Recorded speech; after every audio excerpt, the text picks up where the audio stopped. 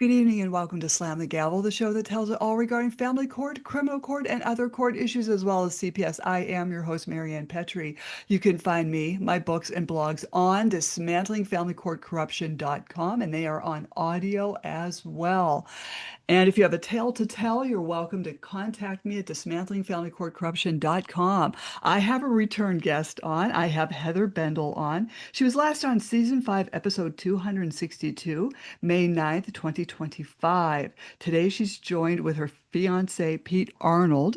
And today we are going to be discussing her current juggling active appeals in both Florida and Illinois, effectively schooling the courts on why they can't just ignore the rulebook, specifically regarding jurisdiction and the UCCJEA. She is challenging a legal nightmare where Florida is trying to enforce an Void Ab Initio Illinois order that was issued without notice and without authority.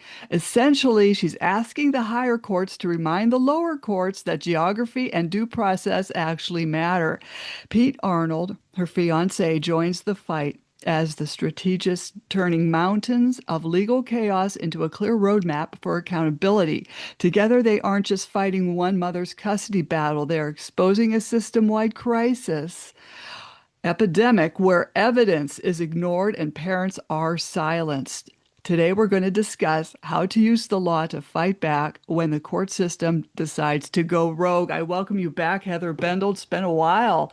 And thank you, Yes, Pete, for joining us. Thank you for having us. yes. Thank you so much for having us, Marianne. It really has been a lot of education this past 6 months since I've been on last. So when I was on last in early May, I had just started to dip my toes in appellate court. I had literally just filed a notice of appeal about a week and a half earlier. And now I have 3 appellant cases in Florida District 5 Court of Appeals. And I've also now managed to get myself an Illinois appellant court. So since we last spoke, I had done a lot of research and education, trying to figure out what I could do about this 3-page Void Ab Initio order that my ex-husband, Justin Serlich, is hiding my children behind. Mm-hmm. And as I've become more involved with the family court crisis circles across the nation, I have been able to educate myself on the fact that these temporary orders are incredibly common in family court, and they become permanent orders. And what I mean by that is if there is any sort of verbiage in these small orders that make it known that it's not meant to be permanent. So in my case, this 3-page Illinois order that happened April 27th of 2022 literally says my rights to my children are reserved. Which in legal Yeah. terms basically means the court's not making a decision today, it's for a court to make a future decision on, Right. which means not a permanent, all-encompassing final custody order. Right. But as we've learned, and as I'm sure people across the country have learned, the family court system has this little rule they like to call meaningful and substantial change. And unless you can prove that, they won't entertain modifying these temporary custody orders. And it leaves parents who have, in Heather's case, 0 time with her children, almost no way to gather evidence to prove any meaningful changes. Right. And the evidence that Heather has presented to the court, they just completely ignore. And Yeah. that drags out So- the time to have the children alienated Oh, yeah. from the Right, parent. exactly. And that is the key to all of this. So many people that I've connected with across the nation in these national movements are in the exact same situation as me. And Mhm. sometimes they might be a temporary restraining order that just became permanent. Now, what does temporary mean when it means getting it into higher court? Mhm. Well, in order to appeal it to a higher court, it has to be a permanent final order that is appealable. Well, when Judge Marty Slavin of Illinois Circuit 19 signed this 3-page order, April 27th of 2022, and wrote reserved in it, that makes it, by definition, a non-final, non-appealable order. So this is now something that I've discovered a lot of mothers and fathers are dealing with across the nation, where they're stuck in like this legal limbo Legal or purgatory. legal purgatory, where if you try to modify the temporary order, the magistrate, the judge will then turn around and say, well, you just haven't met the substantial changes to alter this order. But then when you try to get it to a higher court to have the higher court look at it, they then dismiss it, saying that it's a non-final, non-appealable order. And so that's what ultimately ended up pushing me to research how I can deal with this in Illinois. So as I mentioned, the May episode that we had discussed, I had literally just started my first. I had no intention of filing 3 at the time that we spoke, but I had my first of these 3. The second appeal that I got into Florida District 5 Court of Appeals was me motioning to vacate the 3-page Illinois order here in the state of Florida. Judge Sandra Upchurch of Daytona Beach Courthouse then denied it immediately without even hearing. So there goes my due process out the door. She said there was Heather's time to appeal or argue the order had long since, her exact words were long since expired. But as we've found out, and as you know, a first-year law student could explain to most of these judges, if an order is void when it's issued, it can be challenged at any time. There is no time restriction on it. Exactly. So after Upchurch denied without even so much as a hearing, and I think she denied it within 24 hours of receiving it, I immediately filed a notice of appeal to get it into Florida District 5 Court of Appeals. Now, for anybody that's not in the Daytona area, District 5 Court of Appeals is directly across the street from the Daytona Circuit 7 courthouse. Just about it. You can see the doors to Court of Appeals from the Daytona courthouse. So you know these judges are going to lunch together, they're playing golf together, they all go to the same country club. So they're all protecting each other. So I knew that odds are this wasn't going to go anywhere, but it gave me a starting point to get into Florida Supreme Court if it went nowhere. So I got that notice of appeal filed. I actually got it moving into District 5. And then District 5 immediately, I didn't even get to the point of filing a appellant brief. Before I even got to that point, they immediately dismissed my appeal, saying they lacked jurisdiction to vacate this Illinois 3-page void ab initio order. So that took me immediately to start researching how I could get it vacated in the state of Illinois instead. That's where it was originally issued. Right. So Florida District 5 Court of Appeals says they don't have jurisdiction to deal with it. So who else does? The original court that actually signed it.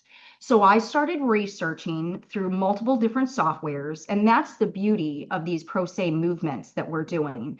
We have so many different softwares available to us, and not just AI. You can get Westlaw Classic for a fairly decent price. And then you can also get Westlaw Precision and Westlaw Precision AI on a 7-day trial. So if you use your time wisely, if you can get that trial for the software, you can use all of the time that you have in that trial to do your research. So that's exactly what Pete and I did. We used Westlaw Precision AI to point us in the direction of where we needed to go based on jurisdiction issues with the UCCJEA. And Westlaw Precision AI said, you need to go to Illinois, and then it pointed to a specific statute. Illinois, unlike some other states, actually has a statute that if there is a void order, you can fight it at any time under that specific statute. Now, I don't have it memorized off the top of my head. I'd have to pull up my document, but it's like I believe it's 1401. ILCS 735, blah, blah, blah. Yeah. But it actually states, if you look up that statute, if the order is by definition void, you can get relief and vacatur under that specific statute. So July 17th of 2025, so just a few months after you and I spoke last, I filed a massive, and I mean massive, it was like over 340 pages of a petition for relief and vacatur of this three-page void ab initio order under this specific Illinois statute. August 12th was my very first hearing with a brand new judge in Illinois Circuit 19. I had only seen her once before, and that was Judge Jacqueline D. Melius of Illinois Circuit 19. So Pete, you want to, since you witnessed all this, why don't you tell Marianne and her viewers what you witnessed with all this? So the court process, it's fascinating having been, witness to the differences in the court process here in Florida versus Illinois. Illinois is very technical. There's a lot of little, sort of, I'd call them backdoor secret rules that you have to follow. And, the normal pro se person's not going to know any of them. Even if you have the handbook from that court, the judge can make their own rules. They call it a standing order. And first hearing, because we're here in Florida, everything was conducted over Zoom. And the first hearing was really just not even a hearing. It was just Illinois has a process. You have to, once you file, then you have to request a time with the judge. And then you have to just literally just say, Judge, I'm presenting, what I just filed. Yeah, it's called presentment. And then the judge schedules a follow-up. And in Heather's case, in that very first hearing, leading up to that, Heather's checking her docket regularly. Never saw any lawyers representing her husband file a notice to appear. Well, of course, at that hearing, there was a lawyer that chimed in and said he was there to represent Heather's ex-husband. Heather immediately pointed out to the judge that there has been no notice of appearance on file, which it's a due process thing. The lawyers, they have to say, Judge, they have to tell the court ahead of time they're representing. Yeah. Heather has to have been served that. And none of that happened. I had to file a notice of appearance as a pro se. So, but the judge just continued to steamroll through, allowed him to actually speak, allowed him to contest, and it was very clear from that very first hearing that the judge had essentially either already made up her mind or already been told what to do with this case. It was very obvious. So it's very corrupt there in Illinois. More than we could have time to discuss on. I grew up in that. My grandmother worked for my village, so I grew up in Illinois politics. So I'm fully aware of how this works. We've got the mob involved in Chicago. So the first hearing was in August. There was a follow-up scheduled about a month later so that Heather's ex-husband's attorney could file an objection. At that second hearing in September 2nd, the court, meaning the judge and Justin's attorney and Heather, all agreed that both Heather and Justin would be allowed to participate via Zoom. Otherwise, the judge has one of those secret rules, a standing order, that says for hearings, parties must be in person in the courthouse. So they were expecting Justin and I and Pete, obviously, because I'm not going there alone. Right. Judge Melius was expecting us to fly from Daytona, Florida to Waukegan, Illinois. For a court meeting, I'll call it a meeting because it's not even a full evidentiary hearing. It's literally just it's a status.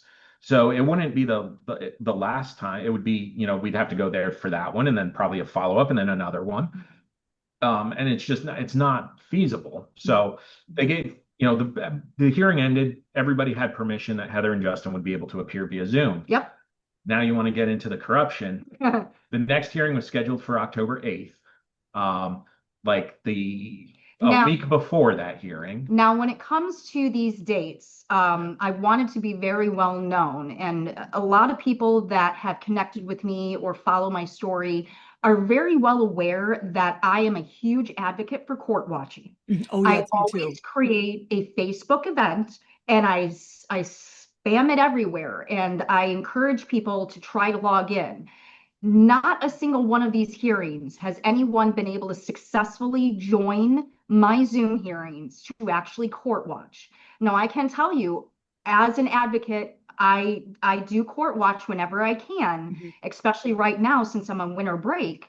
And I have not, at least in the last 6 months, logged into a court watch event where I've been denied access. In fact, some of the cases I've court watched, these judges are all for court watching. And A for effort on that. That's awesome. That's the way it should be. There have been multiple times where I have begged other advocates that are in this realm to court watch for me. And this October 8th hearing was one of them that I was begging other advocates to at least attempt to court watch to expose it. But Pete, what did you witness on October 8th? Well, even before October 8th, about a week before this hearing, Heather, in the middle of the night, gets an email. Now, it's a completely blank email with a PDF document attached. And it came from somebody who later, it was a Lake County, Illinois clerk of the court email address that it came from. Attached was a PDF, supposedly an order issued by the judge, supposedly issued on September 2nd, the day of the last hearing. But the email came through September 23rd, 1 week before October 8th. This was an order, so 1 week before the hearing, ordering Heather, and only Heather, to appear in person in Illinois for the October 8th hearing. I mean, it just... there was no way. I mean, we couldn't even get plane tickets on short notice like that. Immediately. Well, and not only that, I'm a public school teacher here in Orlando, Florida. So to randomly take time off is not that easy. I have to put in the time off request, assume it's approved. Then I also have to put in a request for a substitute teacher for my students for the day. So it's just not feasible for me, unlike someone that, like my ex-husband, Justin Serlich, who works remote, to just drop everything and fly up there.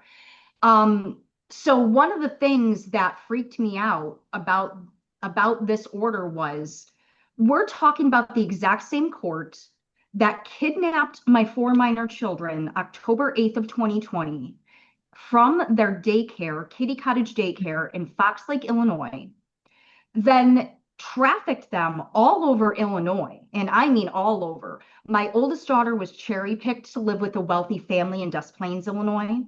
My youngest daughter and my youngest son were kept together, and they ended up in a foster home with, all I know about this foster parent was Miss Courtney, because Bianca had told me that. They ended up in Oswego, Illinois. And then my oldest son, Tommy, who is now 18, ended up going from group home to group home all over Illinois. And I knew none of this until after all those cases were closed out and I got all the final paperwork in one massive mailing docket. And then I was able to finally read through it years later and see what my children had gone through during that time. And that's only what they, put in the reports. God only knows. Exactly. God only knows what else. Now, I do have multiple reports where during this time, during that time, my son had attempted to unalive himself multiple times. And there's actual reports of that in the documentation that was mailed to me. So it's very clear that they were trafficked. They were not trying to take care of my children's best interests. They were all about the Title IV-E funding. Now, at the time this was happening, 2020 to 2021, I had no clue what Title IV-D and E were. No clue. It really has only been in the last year of getting involved with all these national movements that I've truly learned why this happened to my children. Basically, what's the financial engine behind exactly? Oh, definitely. Exactly. So, we have documented evidence that not only did Illinois Circuit 19 and Waukegan DCFS kidnap my children from their daycare, I still have the text messages to this day from my children texting me in the moment, almost 6 years later.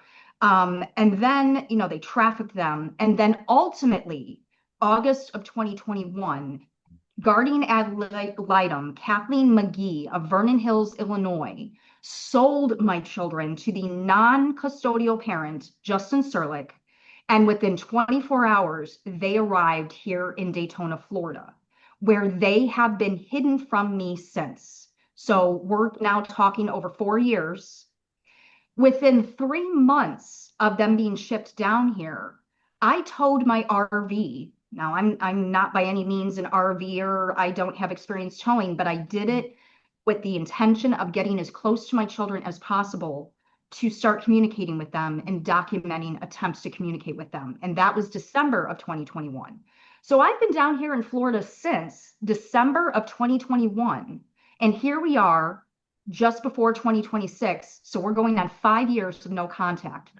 So if this court is willing to do all of that to my children, and let's not forget, and I mentioned this on the last episode, Judge Christopher Morosin, that threw my children into custody of the state of Illinois, put a gag order on me. And I have a copy of that gag order. And so I had a gag order in place from October 13th, 2020 to when the final case closed out with my oldest daughter, December 28th of 2023. So I had a gag order put on me by Judge Christopher Morosin of Circuit 19 for over 3 years. You couldn't even talk to your dad Nope. about what was going Nope. on. They were constantly threatening me with contempt of court if I so much as talked about my case with anybody, social media, news media, my father, no one. I couldn't talk to anyone but an attorney. Okay. So if this court in Waukegan, Illinois is willing to do all of that, what's to say if they're ordering me in person October 8th of 2025, what's to say they're not going to throw some bogus contempt order on me that day and put me in handcuffs that day, October 8th of 2025? So I was all over social media begging people to court watch for me on October 8th because I was not comfortable flying to Waukegan, Illinois in person. So Pete and I did some research on our softwares that we have access to on what we could do to argue Judge Melius ordering me very suspiciously in person, but Justin Serlich did not have to be in person, nor on any of these was he even in the Zoom hearing at all. He has not partaken in any of these hearings in Illinois since I started it in July. So we've seen what happened to Julie Valadez in Wisconsin, which, by the way, she's only 40 minutes north of Waukegan, Illinois in Wisconsin. I know exactly where that courthouse is because I went to school in Wisconsin and I'm still in school in Wisconsin through my master's program. So it terrified me the moment I got that blank email with no subject, no body to the email, with a court order dated September 2nd from Iris Salcido, who is a clerk for Judge Melius, telling me to come in person. Yeah. So it is very terrifying. This is very real that these judges are trying to throw us in jail on bogus contempt orders to shut us up. Because I've been very loud about my case since March of 2025, well before I had come onto your show. What really triggered me to go very vocal and very open with my case was at the end of March of this year, I had 2 Volusia County sheriffs show up at my door here in Edgewater, Florida, and yanked me out of the house barefoot. I didn't even have shoes on, didn't even explain to me what they were trying to arrest me for. I'm demanding to know what they're here for, and they wouldn't tell me. I ended up going into a panic attack, and then they finally said, someone emailed the sheriff Mike Chitwood, and shit rolls downhill. Ooh. Yeah. So Pete, we want to explain what happened next. Basically, they did allow Heather to call me. I was still at work. But we knew this event might happen just based on what happened with the contempt hearing here in Florida. And then the court imposing a purge payment on child support. So we had the cash in the house. And this is all stemming from this 3-page Illinois order. The deputies, because it saves them time to allow me to come here, grab the cash. They can take the payment. It's basically an extortion payment. Oh, yeah. It is. But they could take that, and it would save them time rather than taking Heather all the way to jail and actually filing that way. So that's the only, nice thing they did for us. But then they did tell us, they made the comment that, somebody, had emailed somebody high up and shit rolls downhill. With that, we both. And I recorded that. So that's So, actually on my YouTube channel. I recorded that whole situation. They knew they were being recorded. As we were sort of rewatching the video Heather recorded, it just wasn't sitting well with us. And we ended up, Heather filed a public information request with the Sheriff's Department, Volusia County Sheriff's Office, for any and all records with her name on them. And we were shocked at what came about. We found, we were given copies of the emails in question, where Heather's ex-mother-in-law and her best friend were emailing the sheriff of our county directly, demanding that he send deputies to arrest her at church on Easter. Yep. That's the sickness that these people have. Right. Yep. And that's what Heather's been dealing with for 20 years of marriage to her ex-husband. Yep. I was in Trinity Church's Easter choir, and I was advertising that I was excited to perform, because I used to be very involved with choir in high school, my university. I've always been in choirs, and music is my therapy. So I was so excited to have local friends from Florida area come and see me in the Easter choir at Trinity Church. And yeah, Mary Serlick and Laura Stiles had emailed Sheriff Michael Chitwood and demanded that they send deputies to Trinity while I was performing. The email actually says, please come arrest her while she's performing in the church choir. And so this was back in February, March. Yeah. This was like 3 or 4 weeks before Easter. Yeah. So well before I had come on to your podcast the first time, and well before I really started to get involved with all the other national movements, I was getting very loud about my own case, because this is insane. So, and just something else to point out is the order that the judge signed for this purge payment, or the pickup order. They call it a writ of bodily attachment. It was not a public document. It's not in the docket at all. Even to this day, it's not in the docket. So Heather's ex-mother-in-law and her friend, who we have found has connections in the local courthouse, found out about this behind the scenes. They use their connections. See, these two 65-year-old women, if you want to call them that. I don't know how women can do this to each other. Witches. But they are not smart and savvy about what they're doing. Because Laura Stiles then emailed me that she was communicating with one of the clerks at the Daytona courthouse and knows what I was doing. So she literally gave herself away, that she's got connections with the clerks at the Daytona courthouse, and then obviously has connections with the Volusia County Sheriff's Office. So it is so obvious with the emails they have given me as evidence that they are absolutely the players in this. So, back to Illinois, you can see what I'm going through here in Florida. You can, in our last episode, you had talked to me about gang stalking. I had never heard that term before you mentioned it to me on that podcast episode. So I now have realized that is exactly what I've been experiencing. All of 2025 is gang stalking that is starting from Mary Serlick and Laura Stiles. Because what's happening is these two are literally stalking both Heather and my Facebook pages and any of our other public accounts. And then they're reaching out to people that we know, trying to spread, lies, essentially. Including other advocates in these national movements. We now have hard evidence that they have reached out to other advocates. And then some of these advocates are not they're just blindly following. They're not the role models that they are portraying themselves as. And they are becoming an extension of these two women and also harassing me. So I have learned some very hard lessons this year in regards to who I can and cannot trust in these national movements. Unfortunately, sometimes it's a matter of the louder you get, the more, people crawl out of the Right. woodwork. So we Oh, yes. definitely have experienced that this year. Yeah. Both Heather and myself, sort of culminating. It was only like a month ago, Mm. right? At that 3 a.m. at some between 3 a.m. and 6 a.m. one night. Um, a whole bunch of my friends on Facebook and a bunch of people Heather's connected with Yeah. were getting spammed with a message through Facebook Messenger from an anonymous account, and the person didn't even spell anonymous correctly.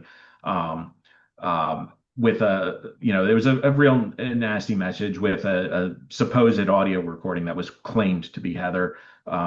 Doesn't really make sense for a lot of reasons. One, case has been going on for 5+ years, and all of a sudden Almost now all of a sudden out of the blue there's a supposed recording. Yeah.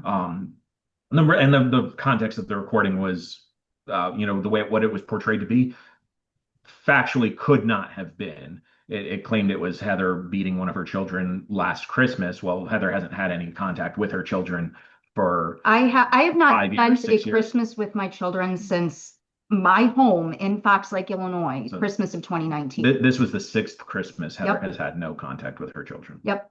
So, as you can see, I am dealing with some mentally ill individuals that are my children and I's abusers that are spreading their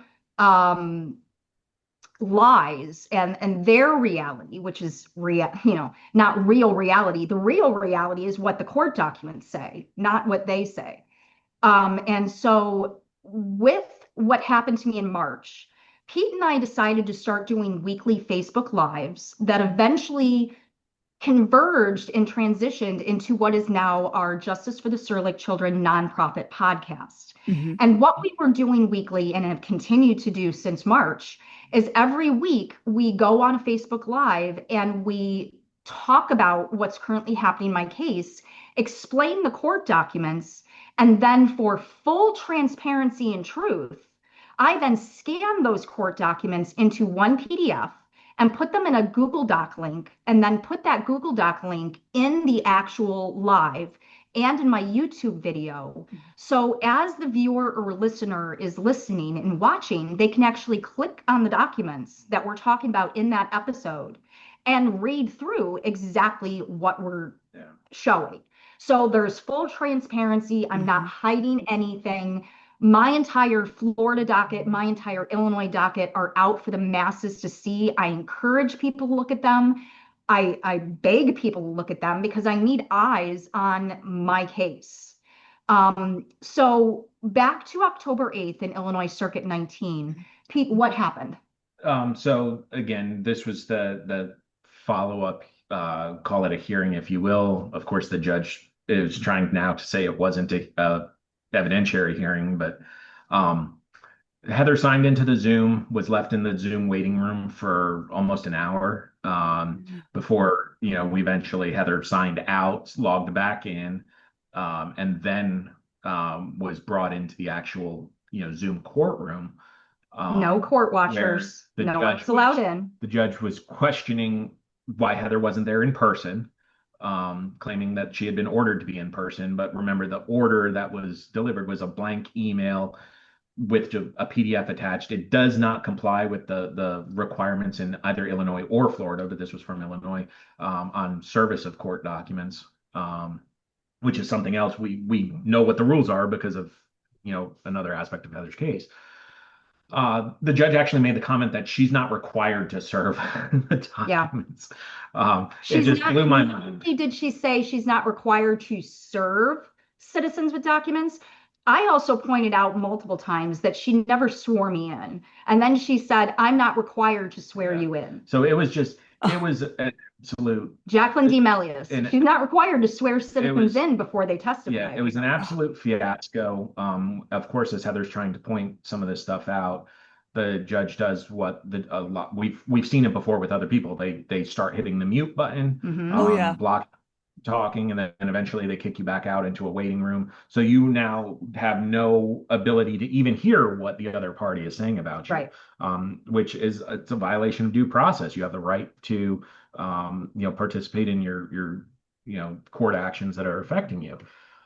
ultimately, the outcome of that, the judge issued an order dismissing Heather's petition for relief, citing that the court didn't have jurisdiction because in September of 2024, they met with, the Illinois court had a meeting with the Florida court, and Illinois relinquished jurisdiction in September of 2024. That was her argument. What we are working on presently, starting to write the initial brief for this, because obviously Heather appealed that order. I filed a notice of appeal immediately, and that has been very interesting. Yeah. Attorney Will Traberis from Katz Goldstein Warren that showed up for my petition for relief and vacatur back in July. So we went through the August 12th hearing, September 2nd hearing, the October 8th hearing. I think there was one. No, that was it. And then you filed the actual hearing. So Will Traberis is the attorney that we mentioned earlier that didn't have a notice of appearance on file until I threw a temper tantrum and said, this is required by law. If I have to file a notice of appearance, you need to. Eventually one showed up in the docket. Yeah, it became very obvious they were trying to keep things off the record, and they didn't want their attorney to be involved in the docket. It wasn't even filed into the right case. It was filed into Heather's original divorce case from 2013. Yeah. Did he put that? I'm so sorry, Heather. Did he put that in as a nunc pro tunc? No. Oh, I don't think so. I think. And for those of you that don't know, it means we're filing it as if we filed it months ago. It's ridiculous. No, didn't do that either. It just randomly showed up. So that's what we've actually been exposing since March is all of the docket manipulations between Illinois and Florida. I can't even tell you how many typed out documents I have, and then things are crossed out and handwritten, or handwritten squished in so you can tell that things were written in after the fact, after the judge signed it. So that's a lot of the reason why I am so incredibly transparent, because I know I'm not the only court victim that's dealing with document manipulation. Stuff just will randomly show up. Yep. So there was one document that showed up in Heather's Illinois docket. It showed up like 6 months after the September hearing, and it was supposedly notes from the September hearing. From Illinois and Florida. And it was the date it was showed up in the docket. It was dated as if it was filed. But why did it show up in the docket? I had requested a copy of my docket for my first Florida appeal that I had discussed with you back in May. So now they're like, oh crap, she's sniffing around her Illinois docket. We better start beefing it up. Yeah. So I'm literally screenshotting what my docket looks like on the website, so I have chronological proof of what's changing in my docket. Yeah. And guys, I encourage everybody to do this. Be your own sleuth detective. Screenshot, and make sure you include in the screenshot the date and time on your computer. Screenshot the date and time that you are taking a snippet of your docket. So if something shows up later, you have proof that it wasn't there prior. If I hadn't seen this stuff with my own eyes, Heather gets mad at me because I'm the most skeptical person on earth sometimes. Yes. If I hadn't seen it with my own eyes, I would sit there and say, well, you're just mistaken. They can't do that. But we've literally seen they do, and they will.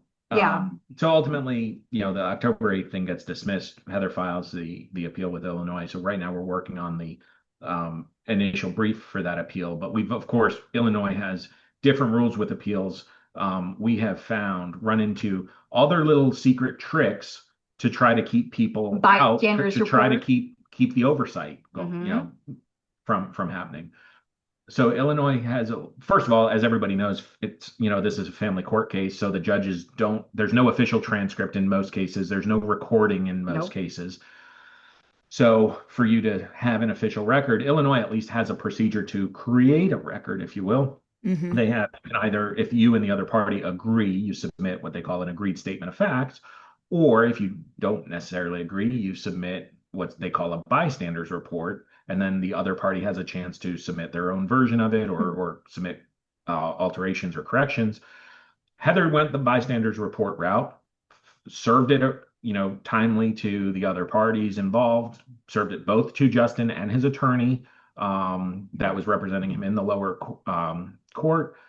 because this has to be certified by the judge from the lower court. So Heather was just covering her bases, served everybody, then gets an email from Attorney Will Traveris saying that he's not representing Justin in any of the appeals related, which is fine. Actually, no, you didn't get that. That email came later. So I had to file a motion for extension in Illinois District 2 Court of Appeals, which is in Elgin, Illinois, Kane County. So it's not in the same county where Illinois Circuit 19 is. It's about 2 counties away.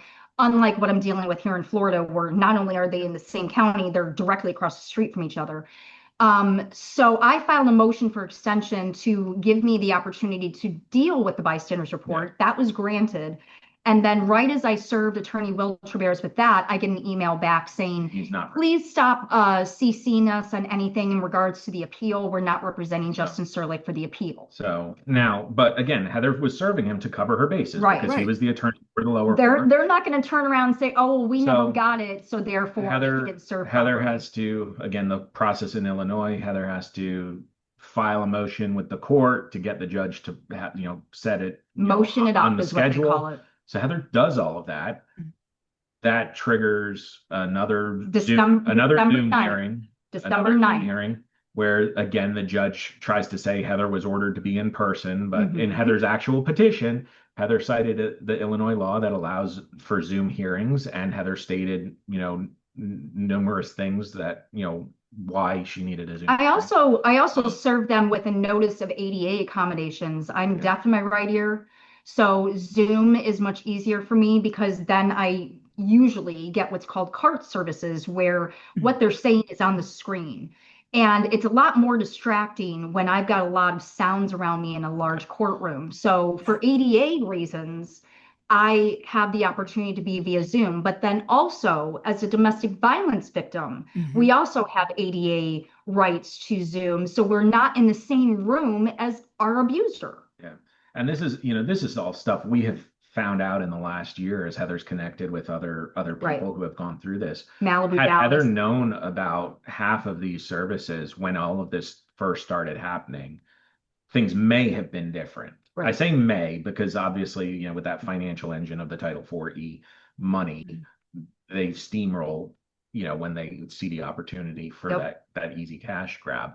But ultimately, what happened with this most recent hearing, the judge basically said, she was not going to certify Heather's bystanders report, even though it was not contested. Uncontested. Justin never responded to me. The judge made the comment that she could only certify the parts that she was a part of, which was the October 8th hearing. Mind you, she is the judge assigned to the case, which means she's responsible, for the entirety of the case. She's in the same courthouse. She has access to the full docket, all the record. The provision in the Illinois law says that, if the judge, they have to submit an accurate record and they can, hold hearings, they can review the docket, whatever. But there's nothing stopping her from, certifying the accounting of the events that happened prior to the October 8th. But what would happen if she did? Oh, she'd admit the wrongdoing of the court. One that reads, and my bystanders report is all over my YouTube channel and my Facebook page, my Justice for the Serlich Children Facebook page, etc.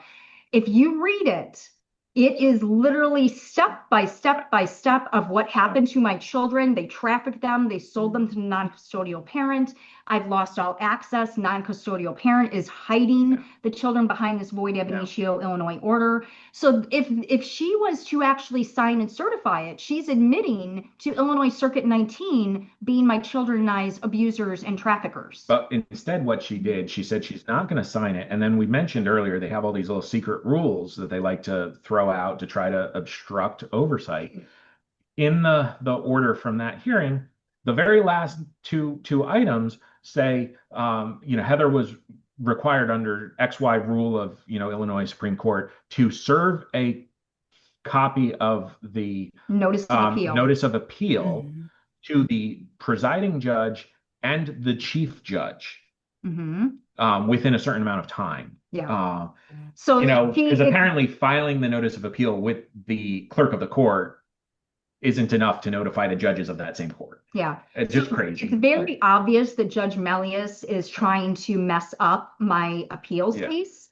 So we turned around into the supplemental certificate of compliance, and Yeah, that was I'm filed with the appellate court right. because But along with that, since she wants to play that game, I then filed a notice of misconduct for Judge Michael G. Nerheim, if she wants us, not only in Illinois Circuit 19, but I also mailed it along with that to the chief law judge, and then also filed it into my District 2 Court of Appeals. yeah. Now, anybody that doesn't know my story, Michael G. Nerheim was the original state attorney in Illinois Circuit 19, September of 2020, that was in charge of investigating the child abuse that my children and I came forward with 2 weeks before they were kidnapped from Kitty Cottage Daycare.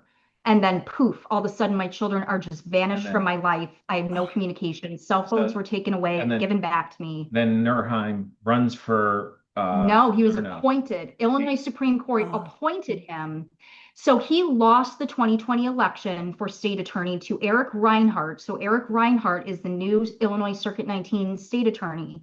In 2021, Michael Nerheim was appointed by Illinois Supreme Court to family law in the same courthouse. So he became the presiding judge of the family law division, but was never a judge in any of Heather's cases. The only connection was he was the state attorney involved with pressing charges on Justin Sirleck in September 2020. So it made it extremely suspicious when, again, we only found out about it through a public records request here in Florida. This Michael G. Nerheim, as a judge in Illinois, made a direct phone call to, at the time, Heather's attorney here in Florida, that unnerved Heather's attorney here in Florida so much that she actually documented it with an email she emailed to the court. Yet, of course, it was never docketed and put into the record.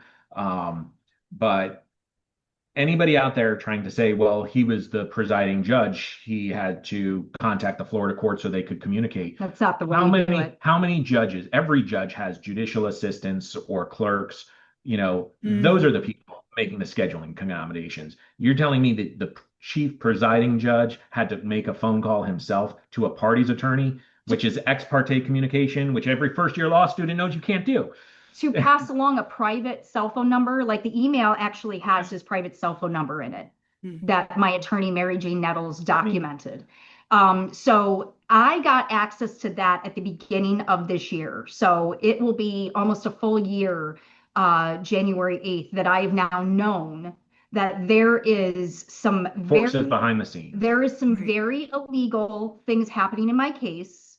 And I absolutely have a federal lawsuit for 42 USC 1983, 85, and 86.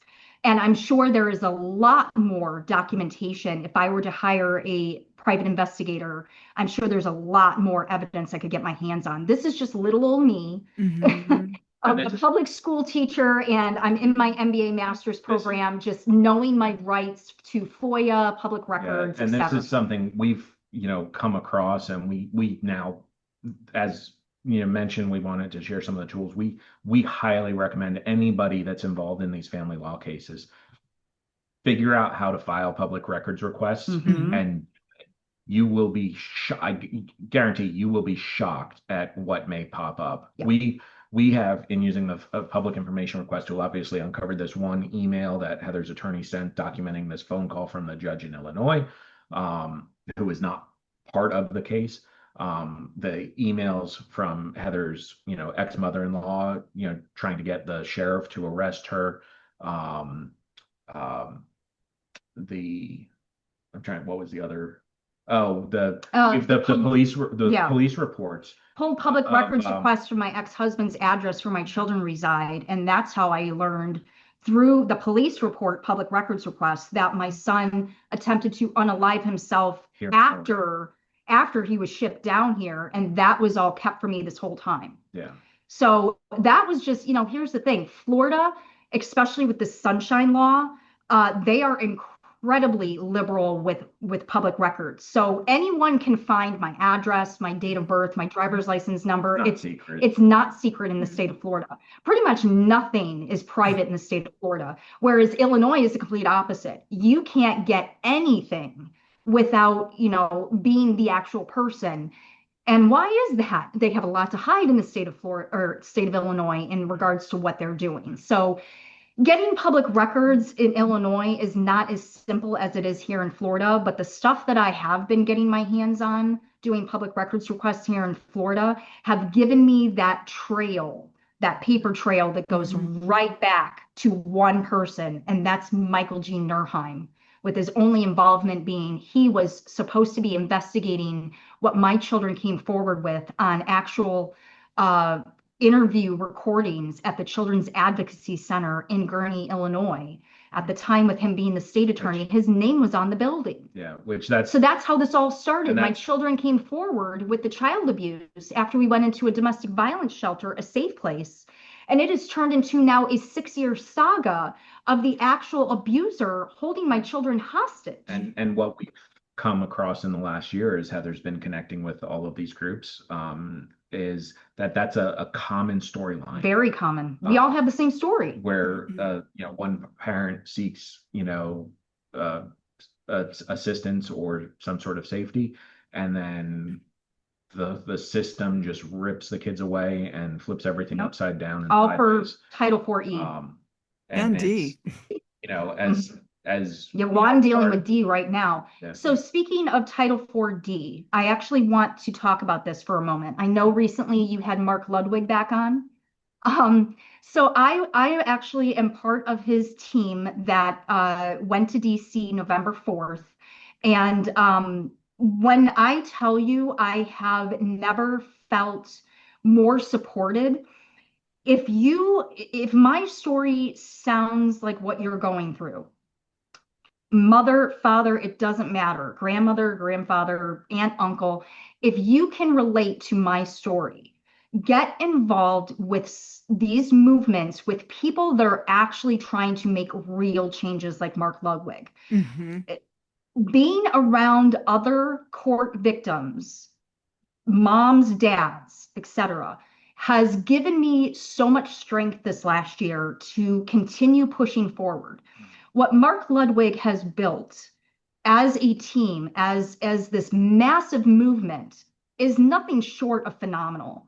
I had been searching for something like this all year since I found out that my story was not unique. My story is happening to families all over the nation. I desperately wanted to be involved with a real movement that wanted to make real changes, not just make it about themselves, try to make money for themselves, just have their name slapped on a bill, etc. I wanted to be part of something real that makes real changes for my children, my children's children moving forward. And I am so blessed to have come across Mark Ludwig and his team, because let me tell you, that DC trip was amazing. And I encourage, if you, especially you, Marianne, I know I've talked to you about this already, if you want to make real changes in a federal level with Title IV-D, Title IV-E, get with Mark Ludwig, go to his website, go to his nonprofit page, become involved, get the training that he offers. It's $30 a month to become a legislative leader, part of the leadership team, and to actually go to DC and lobby, well, I shouldn't say lobby, advocate, because we're not lobbyists, we're advocates that are educating these congressmen and women on what these states are doing with these federal funds. And let me tell you, as being in DC for the first time with my little group, because we were split into like groups of 3 to 4, and Tia, Renee, Phil, Creed, we were all in a little group together, and we were all kind of like, I don't know what to do. And then as soon as we finally did it the first time, we were building strength from each other. It was amazing, the power that comes from advocating. And it was shocking to me, and I know Mark has mentioned this in his trainings, but it was shocking to me that none of these people in DC had ever heard of Title IV-D and even know what it's doing to families. So to be coming from someone, I am an educator, my whole life is academia, I'm a master's student, eventually getting my PhD. I also am a public school science teacher educating high schoolers. So education is my life. So going to DC and being able to educate people on what is happening to families because of federal Title IV-D Title 4E, etc.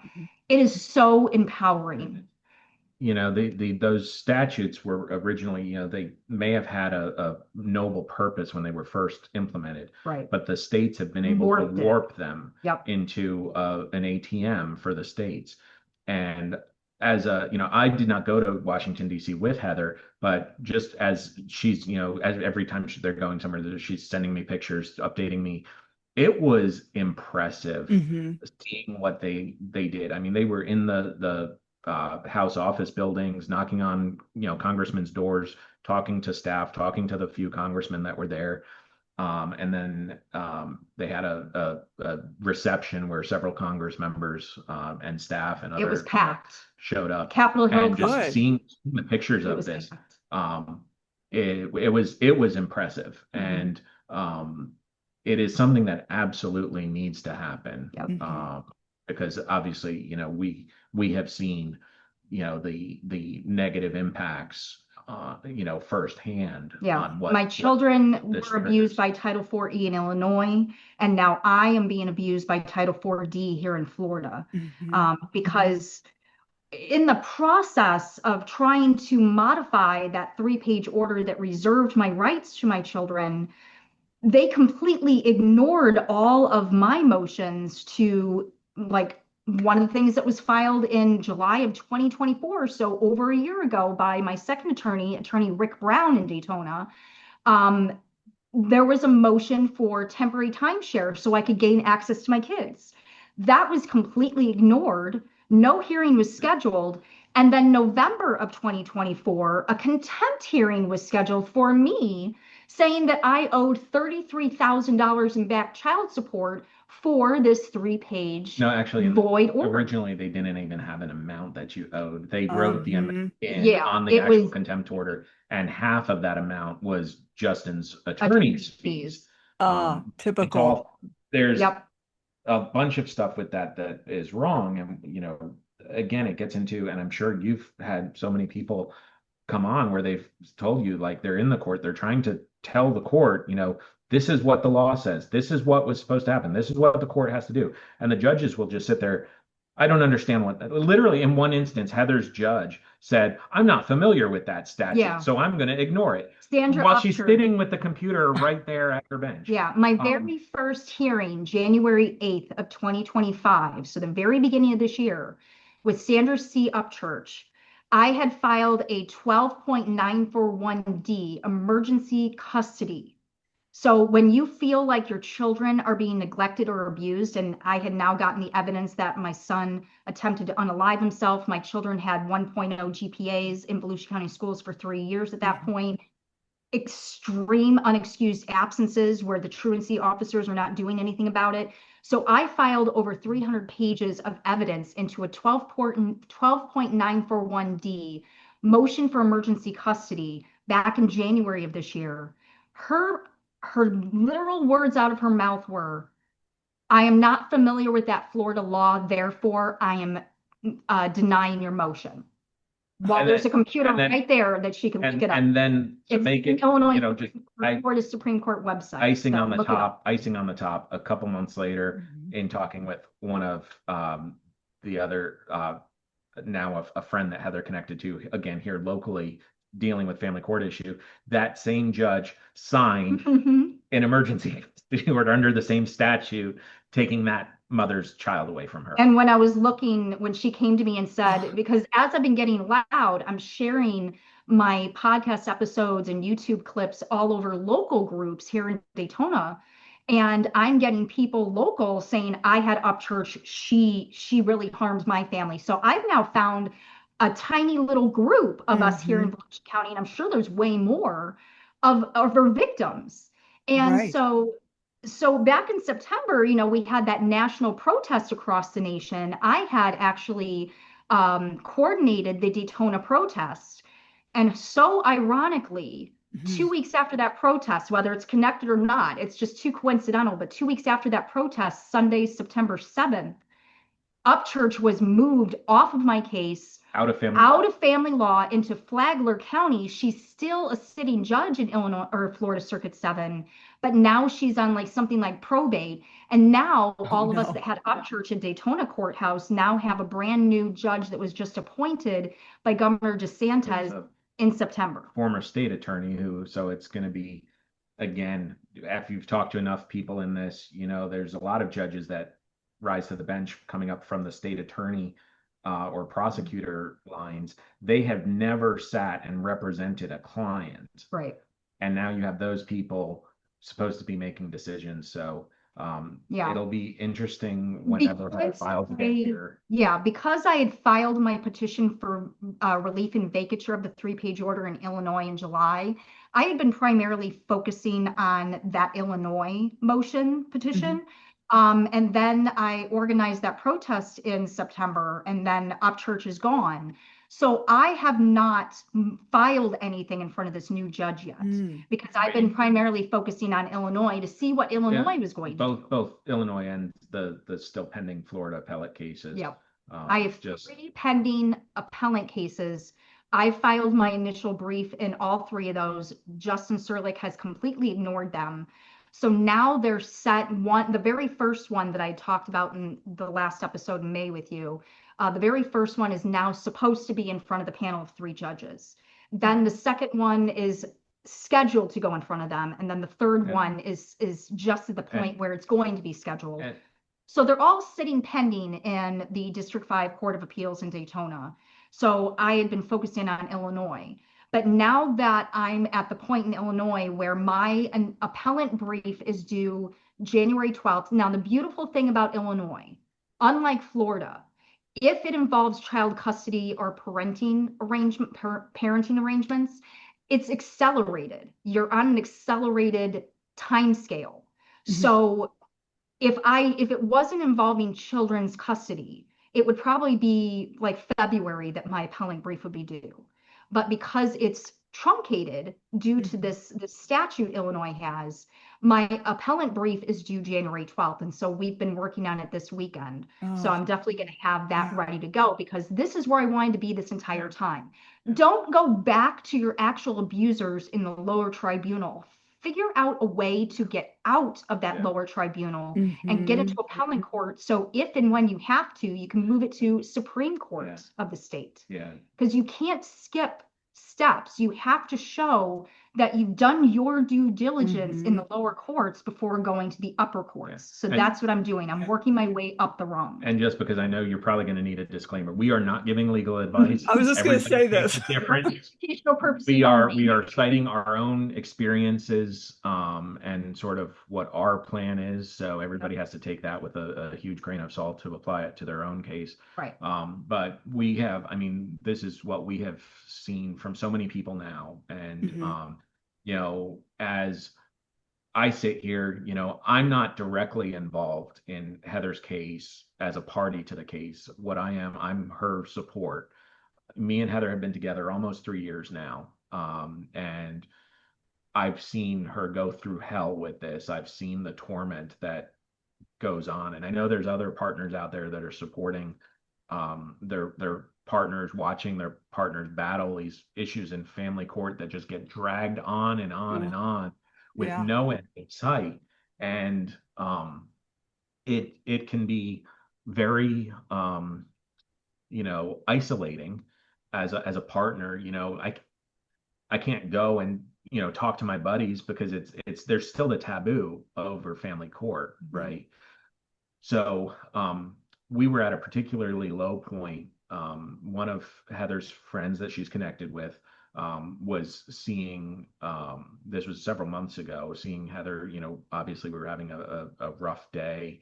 Heather was communicating with that friend. That friend's husband reached out to me like, hey, I've been there.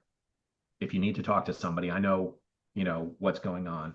And that sort of spurred the idea of what I'm working on getting started, which is my own podcast specifically for the partners and family members of those involved in the family court, to give them a chance to talk about how they've been impacted. Aside from just how this has all impacted me. Obviously I take time from work to accompany Heather to hearings. I take a lot of my free time to help Heather, do legal research, you know, spell check and documents and things like that. And then just being a support for her, whether it's financially or emotionally. But that takes a toll. Oh, And and we've seen it out there a lot. So I'm getting this podcast started. Don't know what'll become of it. I think it'll be great. I think I that's had to great. You're get starting I had to that. get I had to get special permission from the company I work for because of the type of job that I have. Mm. So I was able to, it took some time, but I got permission to do that. And then we're well, we were planning on starting recording episodes a long time ago, but life happens, and this is, in addition, and everybody out there in fighting family court, you still have your own life going on, and what's happened to me and Heather in the past couple months, most people would look at us and say, "How are you guys still standing?" It's been interesting. It started back in September. My mom, who's elderly, she's in assisted living. She had a medical episode, ended up in the hospital, where me and Heather had to advocate for her on the primary decision maker for her. About a week after she gets out of the hospital, I have an aunt who had a brain aneurysm or a brain hemorrhage and Wow. passed away. And then right after that, I ended up in the hospital myself for almost 2 weeks. And then I get out of the hospital, and then Heather has a series of accidents, ends Yeah. up a couple times in the hospital. I get back from DC, and the very next morning, it was still dark out, and I had tripped on a cement block, and I literally shattered my right wrist, so my dominant hand. So for 6 weeks, I'm in a cast. I finally have my cast off, and I'm able to start typing these documents again. But there was literally interesting. There was literally one night while I was in the hospital, me and Heather did a Zoom so that I could help talk her through what needed to be typed out into one of her documents.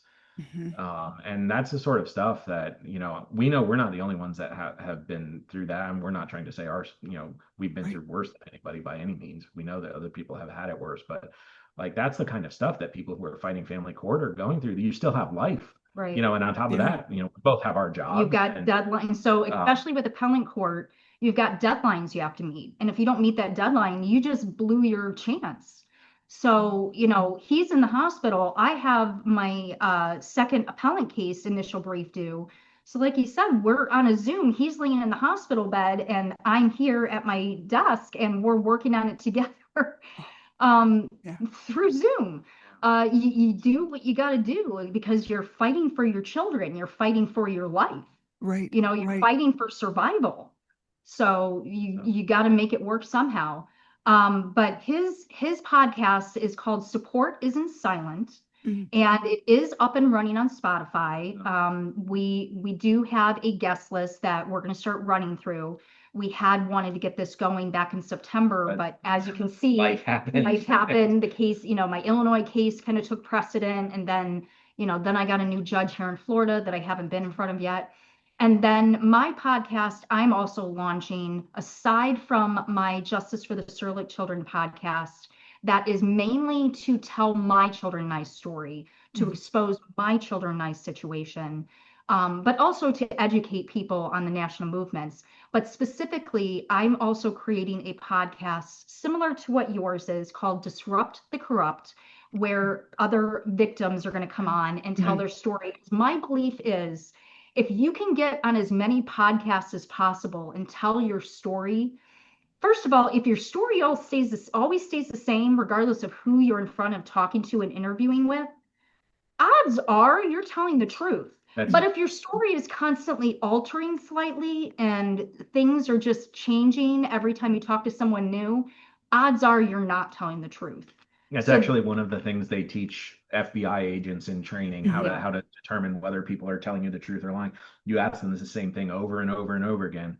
And if it's this, if they are able to tell the same story every time, that's the truth, because you don't have to make up the truth, and you don't have to remember what you told to who if it's true. So it's one of those things, and I know we've had so many people reach out asking, they've seen Heather telling her story, and they, a lot of people will say, I could never do that. And we found out, I mean, it's a learning process. I'm sure you went through it as you were starting your podcast, just figuring out the technical. We're still having technical issues.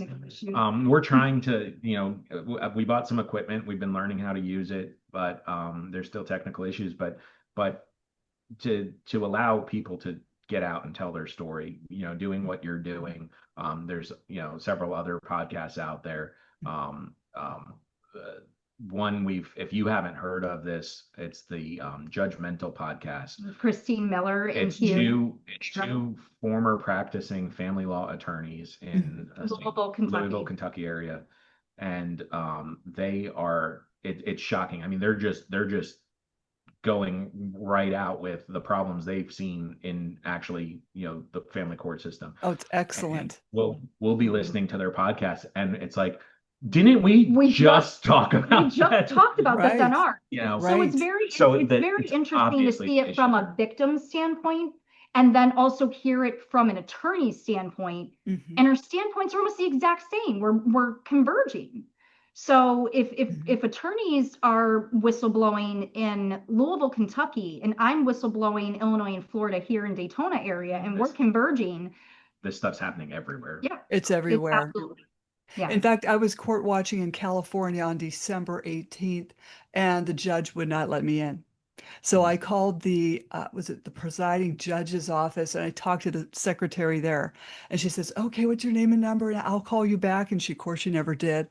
And then there was recess, and then there was an afternoon session. Again, he would not let me in. So, and I always tell people court watching, fill out complaints. I know it's a pain in the rear end on top of everything else we have to do, but we have to report the judge's behaviors. It has to be done. And then a question I've come across is people have been asking me, how do I get into court watching? What's the benefit? Number one, the benefit of educating yourself, because I can see how other citizens are treated, and then I can correlate that to how I'm treated and know that how I'm being treated is not the normal. Something is very wrong with my whole situation.